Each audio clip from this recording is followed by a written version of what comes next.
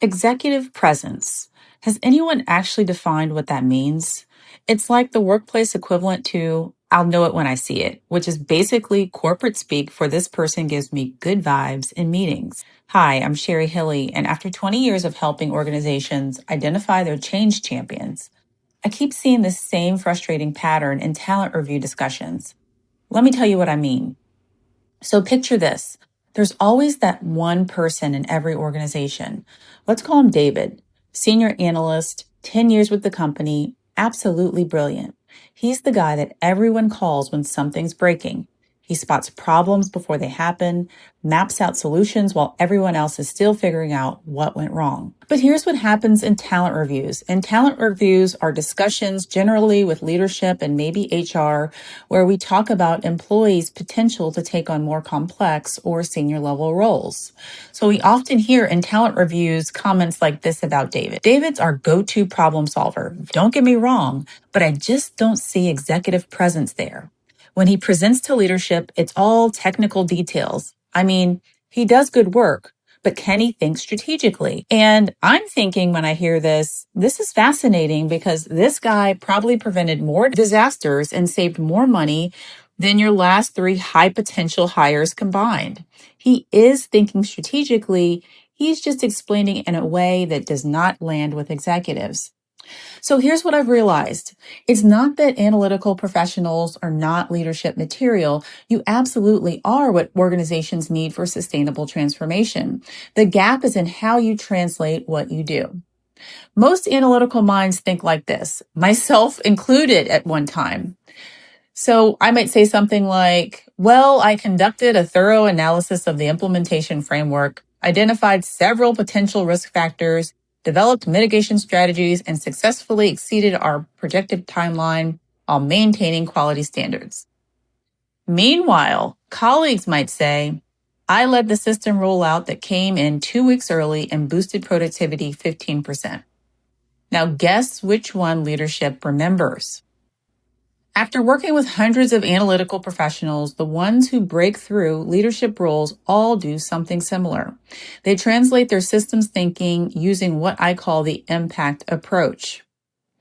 I for initiative. What problem did you spot that no one else saw? M, method. How is your approach different from the obvious solution? P, people.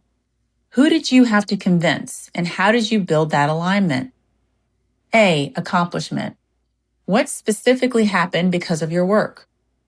C, context. Why did this matter to the bigger organizational picture?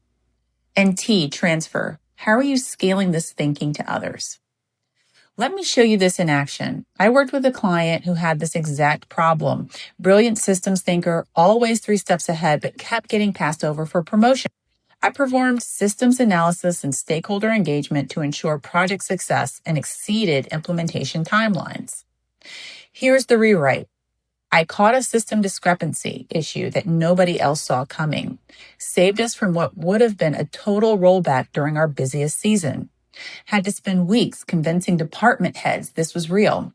But when I saw that integration crashed exactly like I predicted, we had a fix ready in 3 days instead of 6 weeks. Now, I'm teaching junior team members how to spot these patterns before they become a problem. Same work, same results, but now you can actually picture what they did and why it mattered. Here's something most analytical professionals do not realize. Your insights have maximum impact during specific transformation moments. Leadership desperately needs your perspective during early transformation planning, stakeholder resistance, implementation complexity, adoption challenges, and long-term integration. These aren't interruptions to transformation. They're exactly when analytical leadership becomes essential. In those leadership meetings, they're not looking for charismatic personalities or quick fix thinkers. They're seeking people who can think in systems, see how individual changes connect to broader patterns, build solutions that work long-term, create genuine stakeholder buy-in through understanding, and hold multiple variables without rushing to oversimplify solutions. Sound familiar? These are exact strengths that you hold as an analytical professional. You just need to name them as a leadership capability instead of treating them like analytical quirks. Stop leaving your leadership potential to chance. The analytical professionals who advance consistently do not wait for others to recognize their transformation value.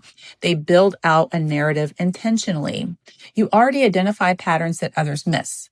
That's strategic thinking. You build stakeholder relationships through genuine understanding. That's authentic influence. And you prevent costly mistakes through analysis. That's risk leadership.